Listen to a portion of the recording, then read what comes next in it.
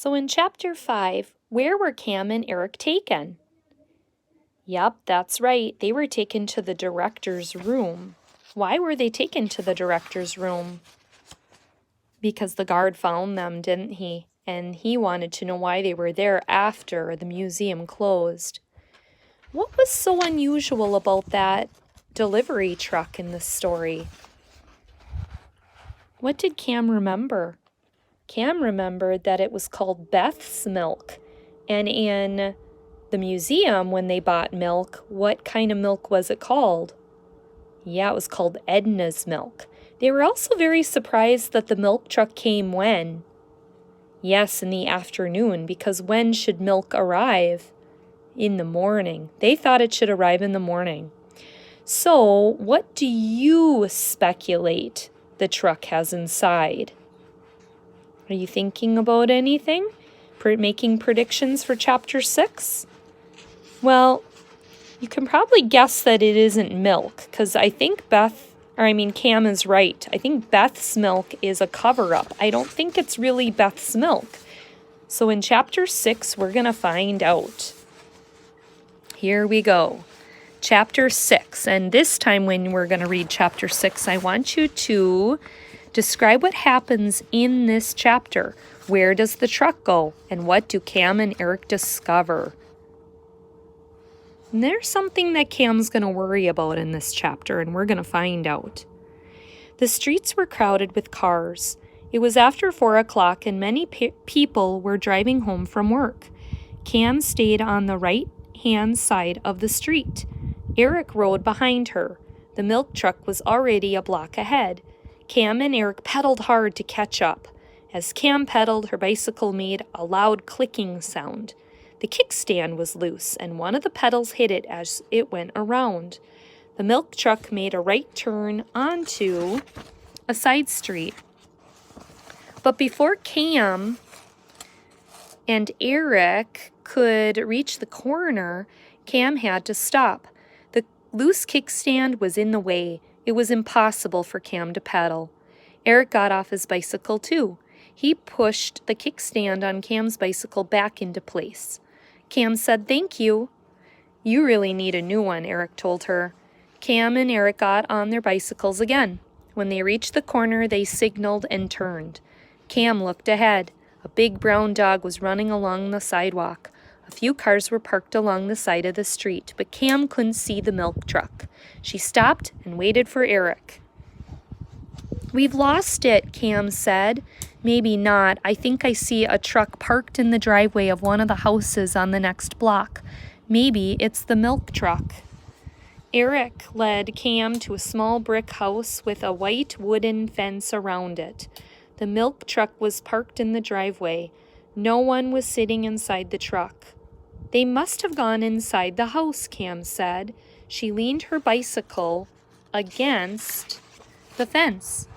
"You stay here and watch for them," she told Eric. "I'll look around in the back." There was a high window on the side of the garage. As Cam walked past the window, she heard voices. She looked for something to stand on so she could see inside. Someone tapped on her back. It was Eric. "I locked the bicycles to the fence," he said. "I didn't want to wait out there alone." Cam found an empty wooden milk box behind the house. She put the box right under the window, climbed up and looked through. There was a large table inside the garage. A few small bones and some larger ones were on the table. The milk box was the brown bag that they had seen the man put in the truck there too. A bag of plaster of Paris was on the floor near some boxes, and metal tubs and a wheelbarrow with a pickaxe and a shovel in it. "Get down," Eric whispered. "Someone will see you." "There's no one there," Cam said, "but there is an open window. Maybe it leads into the house. I'll bet that's where they went." Eric climbed up on the box. "Look," Eric said, "the 3 missing bones are on the table." Eric got off the box. He pulled on Cam's sleeve. "Get down," he said. "Let's go back now." Cam didn't move. She kept looking through the window. We can call the museum, Eric said. We can tell them we found their missing dinosaur bones. Someone's coming through the door, Cam said. It's the milkman. Eric quickly climbed onto the box. Cam and Eric watched the milkman take the brown bag out of the box. The bag was tied with string. The milkman tried to untie the knot, and he couldn't. Why did you tie it so tight? He called into the house. Use the scissors, a woman's voice answered. The milkman reached into one of the boxes. He took out a pair of scissors and cut the string. I wonder what could be in there, Eric whispered. It can't be a bone from a cephalosis, Cam said quietly. It's too big. The milkman tore open the side of the bag. There was something large and white inside. He took it out and carefully placed it on the table. Wow, Eric said, look at the size of that bone. It must be from the Brachiosaurus, Cam said, the one they were fixing in the museum. The milkman took out a ruler and measured the bone. He took a pad and pencil from his pocket and wrote on the pad. Then he looked at the bag of plaster of Paris. We need more plaster, he called into the house. Then let's go get it, the woman said. The milkman walked through the open door and into the house. They'll probably use the plaster of Paris to make a copy of the bone, Cam said.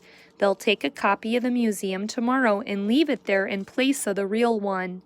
But how do they get in and out of the museum, Eric asked. And why do they want the bones, Cam added. Cam and Eric stopped talking. They heard the front door of the house open and then slam shut. After a few minutes, Cam whispered, I didn't hear the truck drive away, but they should be gone by now. Let's take a look. Cam walked quietly. Eric followed her. Cam peeked out past the edge of the garage wall. She saw the truck was still in the driveway. And she saw something else. Our bicycles, Cam said. What if they see them? All right, so what happened in this chapter? Where did the truck go? Yep, it actually went to a person's house, didn't it? And their suspicion was right. It actually did not have milk in the truck. Instead, it was a man with a dinosaur bone. That's what they discovered. So what do you think they're doing with the plaster of Paris? Do you think possibly they are making a copy of the bones?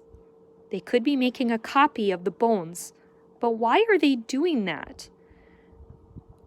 Cam is worried about something at the end of the chapter. That's right, she's worried that they might have saw her and Eric's bicycle. If they saw Eric and her bicycle, boy, they're not going to be happy because then they know somebody is spying on them. All right, boys and girls, next time we will be reading chapter 7 and find out what happens to Cam and Eric and their investigation of where the dinosaur bones are.